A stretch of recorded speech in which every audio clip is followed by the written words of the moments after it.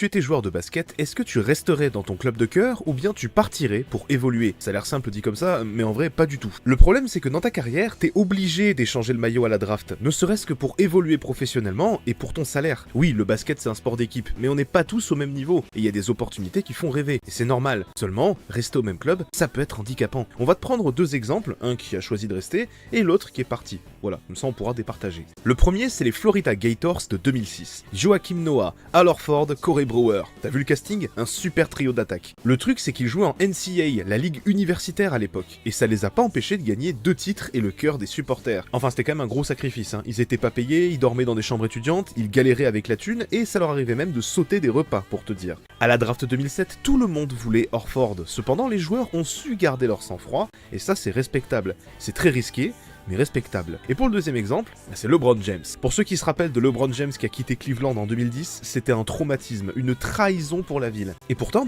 c'était le meilleur choix à faire. On peut pas lui reprocher d'être parti. C'était la meilleure chose à faire pour sa carrière. Oui, mais pas à ce moment-là. Ce qui a fait mal en vérité, c'est pas qu'il soit parti, c'est qu'il soit parti au pire moment, alors que Cleveland méritait un titre. Et ça, il a fini par le comprendre. En 2014, il revient à Cleveland et leur offre ce fameux titre. Maintenant qu'on a vu les deux exemples, c'est vrai que quand on est supporter, on est toujours dégoûté quand un rookie s'en va. Mais en vérité, le plus important, c'est pas d'écrire son histoire avec lui, c'est qu'il ait pu y participer. Comme on dit, tout seul on va plus vite, ensemble on va plus loin. N'hésite pas à t'abonner à la chaîne de Ball & Connect. Ciao!